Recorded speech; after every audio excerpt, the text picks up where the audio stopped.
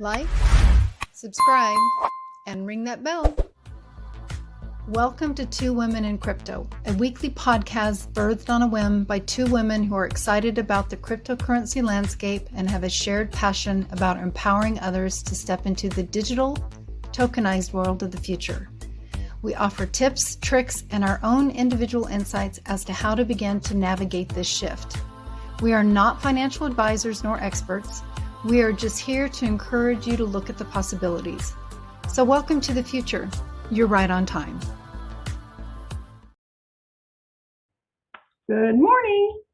Good morning, Kelly. How are you? The Kellyverse as well, thank you, as I like to refer to it. Things are going okay. Yeah. How about you? Everything is great. Just wanted to, welcome back everybody to Two Women in Crypto. We're super excited to be here. We had quite a week. Yes, and keep the popcorn handy because it's going to be unfolding for quite a while, I'm sure. Yeah. It's really, really interesting. And, even before I jump into the news, I've been getting, and I'm sure you have as well, a lot of people have a lot of questions about crypto, especially when we're seeing more and more instability in our current financial system. I just wanted to invite everybody to our Q&A on March 25th, and that's at 11 a.m. Eastern, right, Kel?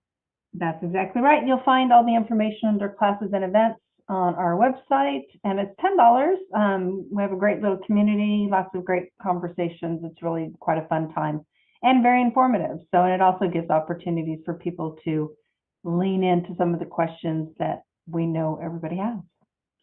Yeah, for sure. So bring all your questions. They're all good. And we're psyched for it. But, I definitely wanted to jump in, obviously let's talk about some of the banks that have been failing over the last couple of, week and a half now, 2 weeks. Yeah. So we had Signature Bank, which was like a major crypto lending bank, got taken over by the FDIC. We had Silicon Valley Bank, and holy cow, Credit Suisse just got bailed out. I know, it's amazing. It's amazing. Yeah. So again, it's like when I look at some of these numbers, and a lot of people in America don't even know Credit Suisse. It's an international bank, works with all the major institutions, corporations, international banks. Every bank pretty much in the world is connected to Credit Suisse. They just got a $54 billion bailout from the National Bank of Switzerland. Yeah, it's really interesting how it's all playing out. There's so many different things. There's so many different threads and thoughts around it. SVB and the people that were their investors or the holders and the high profile. It's really just kind of wild to think that they can just pull the strings and, oh, by the way, here's however many billions of dollars they need. Well, exactly. And, and I think that's one of the reasons why we saw the price of Bitcoin shoot up, because Silicon Valley Bank failed. They were a big investor with the United States digital coin with Circle, which is backed by Goldman. They're not going to let this fail. Gavin Newsom had all his money at Silicon Valley Bank. So again, we could see winners and losers being chosen during this time. But at the same time, this is going to create major inflation. Whether the government tells everyone that it's not going to cause inflation, it wasn't a bailout. It absolutely will cause inflation. We don't have any money to bail any of these banks out. Well, it's all monopoly money anyway. It's, right. The whole thing is. So. Yeah, it's monopoly money that's being manipulated, right? You think about, the Fed during the pandemic, when they shut the economy down, they gave everybody cheap dollars, right? Mm-hmm. 0 to low interest rates. And then over the course of the year, year and a half, the Fed starts raising interest rates. So the Fed pumps the money, and now it's sucking the money out. Interest rates go up. Regional banks can't pay their bills. And these banks are heavily regulated and audited. So everyone knew that these banks were having problems. So there's lots of questions and conspiracies out there, but at the end of the day, it's just more instability. Well, I think it's they're just setting the stage, right? In my opinion, it's just a complete, setting the stage for what is to come and how the white horse will come galloping into the village and all will be well. The government will save us. Yes. It'll ride in on its horse. Here comes the central bank digital currency. It's on its white horse. The FedNow payments app is almost here. And I'm sure you feel the same way because you and I have been talking about CBDCs for the long time and the fact that they're coming. And I know in many instances I've brought it up in various conversations, always to be looked at as though I was a conspiracy theorist. And they speak so openly about it, and they have been for a long time. And it's written in all the documentation that they produce and things of that nature. I mean, the rhetoric, or actually the truth of the matter, is that it is coming, and this is giving them more of a platform to launch it on. So I can just say, it's not about like I'm right or anything else. It's just that we need to lean into it. Not everything is a conspiracy theory, and I know it's so far-fetched to think that some of these things are happening, but we're watching it in real time take place. Absolutely, absolutely. And if you're one of those people who are calling it a conspiracy, we're just encouraging you to do some research. Right. Go to the Federal Reserve's website. It's on their website. Yeah. So, I mean, this is just something, when we're seeing, all different types of, wars right now, we are in a currency war. There is a narrative that is being played, and they're really going to try to push us on the central bank digital currency. And it's very different than using a physical dollar. I use that physical dollar. I walk into a store. No one can know. They don't know my name. They can't block me from making a purchase, right? But Right. once we start using a central bank digital currency, it's know your customer. It's not money. It's programmed. It's just programmed dollars from your computer. And they can absolutely monitor how much money we can use. And I know when they first roll out the FedNow payment app, which they announced yesterday, it's going live July. Yeah.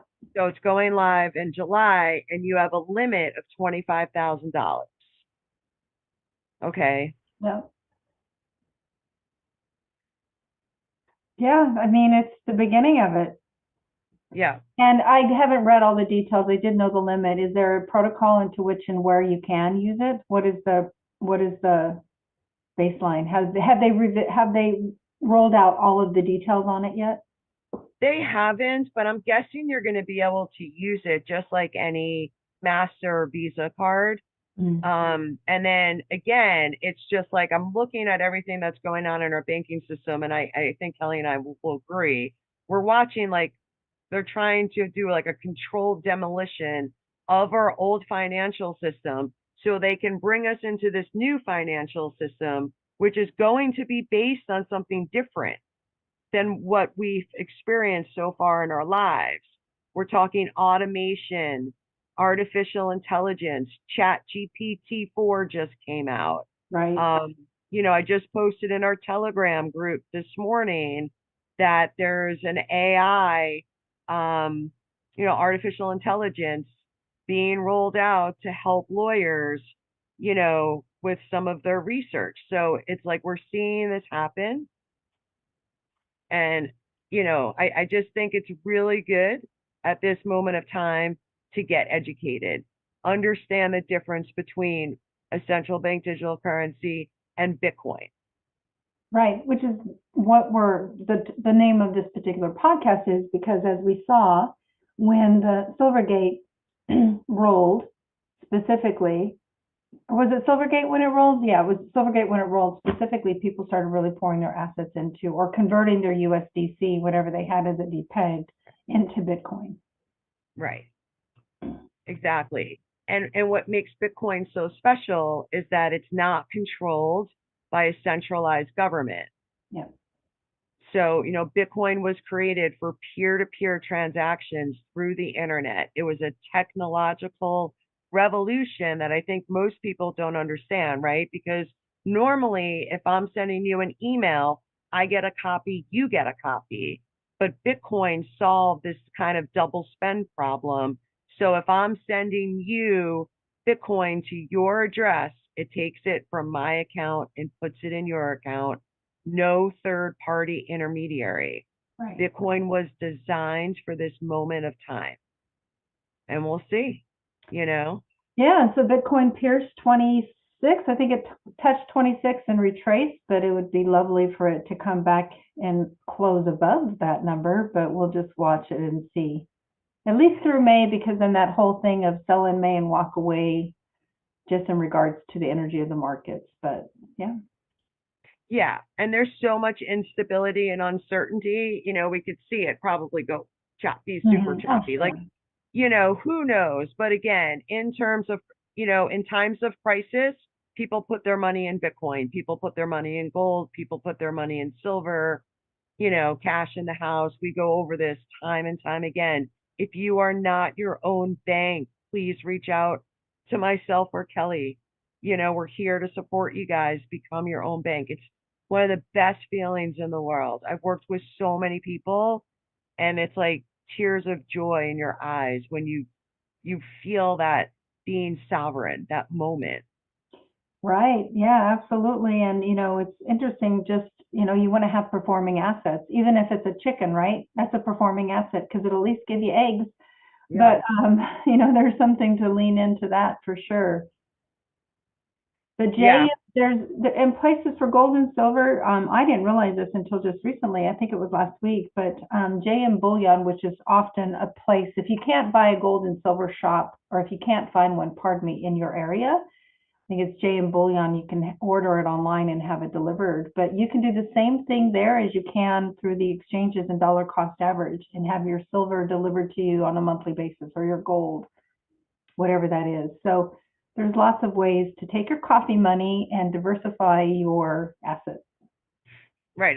Especially right now, because like the inflation numbers came in and they actually hit expectations at 6%. Did you see that?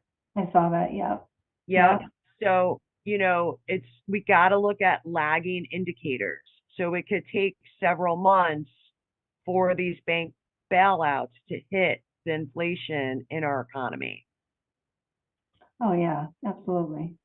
Yeah. Yep. So, we'll be watching it. It was just, this whole thing with Credit Suisse. And the whole time I was like posting in Telegram, I'm like, watch Credit Suisse, because, and it's not just Credit Suisse, it's so many different banks. But when I'm hearing, and what I'm seeing the government do is they're just bailing everyone out. Yep. You know what I mean? Don't worry about FDIC insurance up to $250,000. Well, we have unlimited insurance. Well, in 2008, the limit was 100,000, and then when the whole financial system broke, they raised it to 250. And in reality, like you said, there's no limit to what they'll do. I mean, billions of dollars have been, launched into the market to support whatever failures, quote unquote, there have been. Exactly. And now Silicon Valley Bank was taken over by a federally run agency. And will that remain? Because if it does, then Silicon Valley Bank just got nationalized. And I think that that's part of the agenda, is to weed out, push out, really get to some of these regional and smaller banks, because they're getting ready to roll out the FedNow app, right?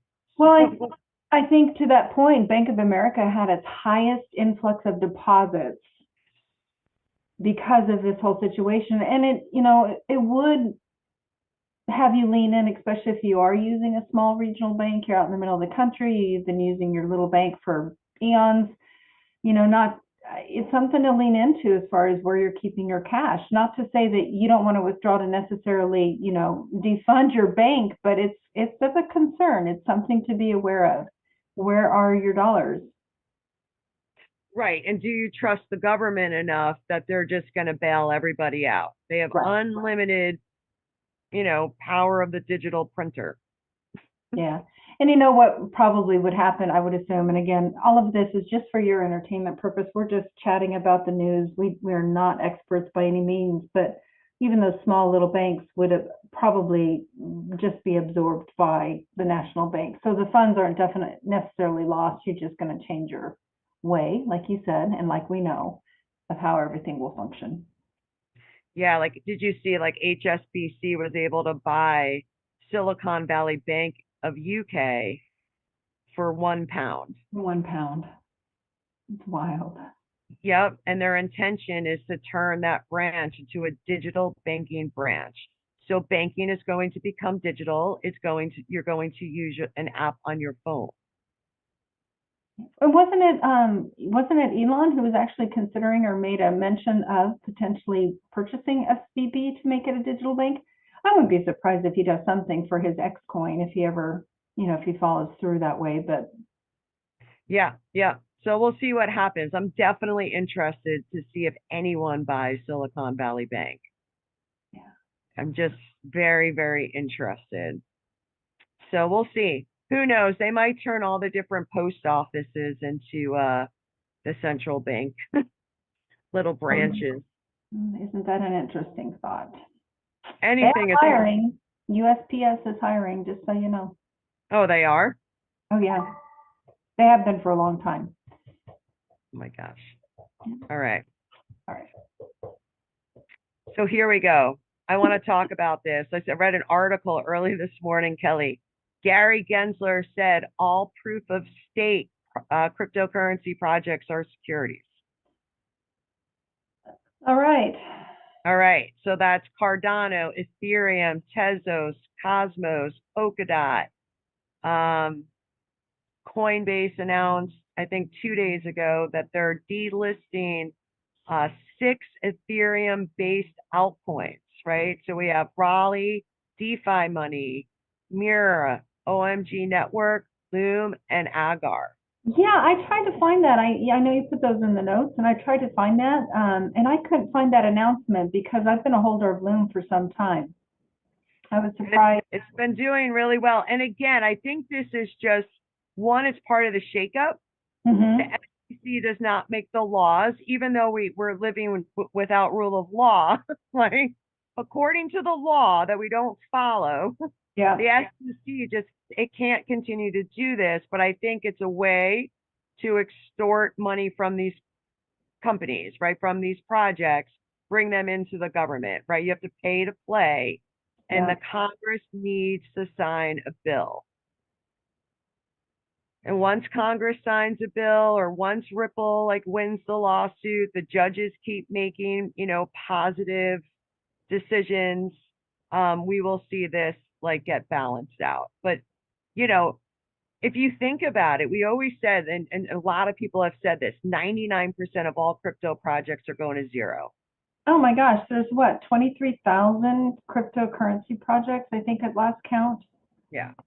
And there's, if you're out in the community listening to analysts or decoders or what have you, they really feel that between now and October, so many of those projects will really fail, or you'll really see the difference of what are really viable projects that have been made viable by just the energy of the system or not.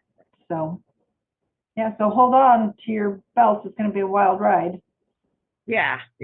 I mean, and we're seeing it, and you can see a lot of the different altcoins today are getting crushed, so, and again, I'm a big holder of Cardano. I think Cardano is going to be fine for me, again, not financial advice, but we saw what happened when the SEC dropped the lawsuit on Ripple.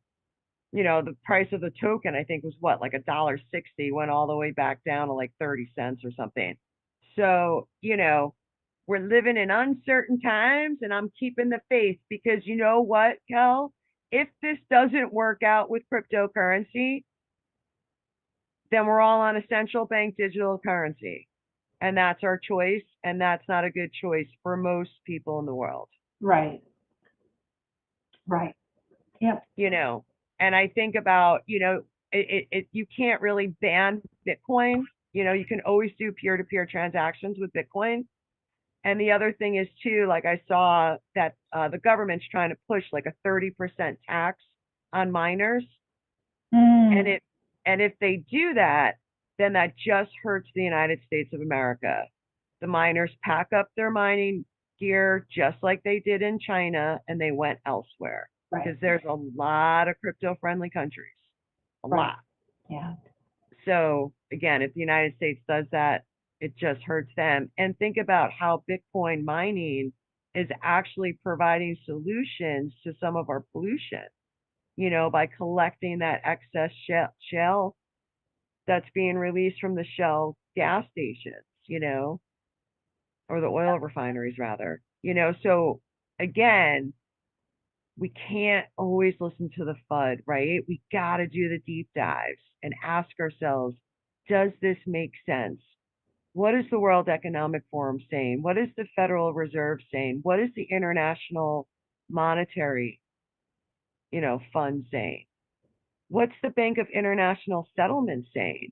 Because remember, the Bank of International Settlements already passed that come 2025, banks can hold 5% reserves in cryptocurrency. Yeah. So this is going to be a bumpy road, but we got to look at what they're doing, not what they're saying. And I think that it's kind of like the bright, shiny thing gets all the attention on purpose versus what's really happening in the background. I mean, they divert your attention with other things, and then other aspects are being rolled out. We've talked about that forever. So yeah, and I mean, and it's not like Fidelity Digital Assets didn't open up retail trading for Bitcoin and Ethereum. What was it, yesterday or this morning? Yep, exactly. To all retail investors. So we're watching what they're doing, not what they're saying. Because if we just listen to what they're saying, we can get, you know, super scared and just not be in the market at all. Yep, so much fear around it. People are very hesitant to stick their big toe in the pond, and we're like, do it, put the whole foot in. Not financial advice. Nope. And even if it's not with money, stick your whole foot in with research. Oh, absolutely. You know, just listen to as many people as you can and just start to question everything, because I mean, this can get crazy in the next, who knows, 6-12 months. We could see inflation that we've never seen before. I mean, that's all I listen to, are podcasts and, you know, all kinds of things on these markets and what's happening in the world. I don't remember the last time I read a book that was in fantasy or something in that nature, although, you know, just to take you away from that, because I'm like, there's so many things going on that if you're not just picking up little nuggets here and there over the years is the only thing that, you know, I've been able to do, because it's a deep dive. Yeah, for sure. And it's just, and again, I feel like, you know, things just move so quickly. You know, I was talking to my friend yesterday, and she's getting ready to go on a trip to London. But if she goes next year, she needs a digital passport. So digital IDs are coming. And I didn't post the article, but I was reading this whole thing about World ID. And they even have a token. It's called WorldCoin. And it launched this week. It was co-founded by this guy, Sam, I think his name is Altman. And he also co-founded OpenAI, which is ChatGPT. There you go. Yep. So they even have created like this little device called the Orb.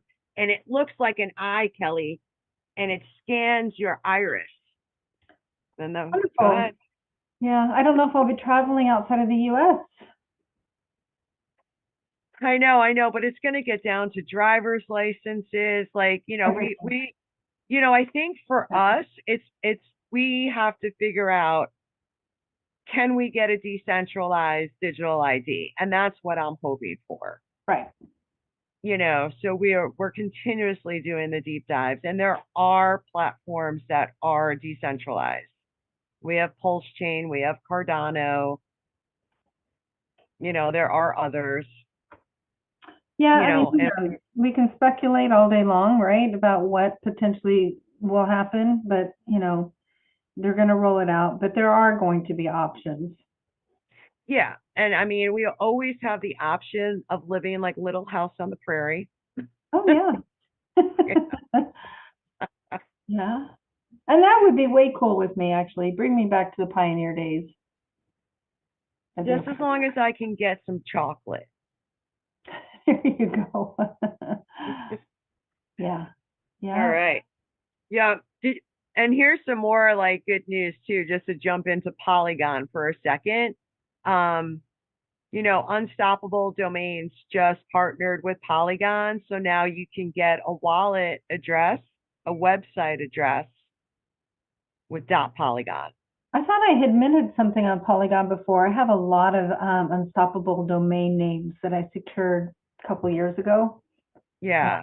It's just, I was like, oh, this is super cool. So that's awesome. Everything can be minted. You can mint your domain through Polygon, is what you're saying, correct? Correct. And now that they're offering like website address, all decentralized. So now it would be really hard to bring down a decentralized website. So I'm encouraging everyone that has a business, definitely, look into this. And again, I can't stress enough, because while we transition into the fourth industrial revolution, data is the most valuable asset. Okay, because all of our data is getting monetized. All of our data is being used for the machine to learn, right? So we're getting more and more sophisticated artificial intelligence. It's from all the data they've been collecting over the years, right? So, I just want to preface, like, we really need to do another deep dive, because we're going to have to figure out, how do we protect our identity? How do we protect our data? Right. And I also think it would be like really, really smart that we keep our computer super clean. And, just wanted to give a shout out to Computer Diva, right? Gotta love Mary. Gotta love Mary. Yep. Gotta love Mary. So, check out computerdiva.biz. The link's in the description, because again, as the world changes and again, data becomes the most valuable asset in the world, we want to protect that. And we have Mary. Yes, full service on everything. So amazing. Yeah. And she doesn't matter where you are in the world, she's accessible, as we all are. So there you go. Yep. And I also saw too that Proppy was jumping yesterday. It was one of the top gainers, and Proppy is bringing in the tokenization of real estate. So wanted to give a shout out to Jeannie Johnson, our other sponsor from Markley Mobile, because when we start to transact and buy and sell houses, everything is going to be shifted to the blockchain. And, and for now too, we need those notaries. Markley Mobile, you can get a notary in your pajamas anywhere in the world. Really full service right now. Absolutely. And on that, I mean, I know that we have a notary at the office that I'm in, and that she's been super, super busy. So notary services are highly important, especially, of course, to real estate. So definitely check her out. Doesn't matter where you're at. I love that. Notary in your jammies. Get it done. Notary in your jammies. Markley Mobile. Love it. All right. Well, I guess, is there any other news for this week outside of just having everybody lean into what's going on a daily basis? Yeah, I think that's about it. I know everything can get like super overwhelming, so we're gonna stay grounded. We're gonna hodl our long-term bags, and we're gonna get through this bumpy road together. Yep, absolutely. Keep your popcorn handy, and until next time, hodl on. Hodl on. Your hosts for Two Women in Crypto are Andrea Caldero and Kelly Lair. You'll find more information and details regarding the Two Women in Crypto membership, educational and informative class and event offerings, and more via their website, twowomenencrypto.com.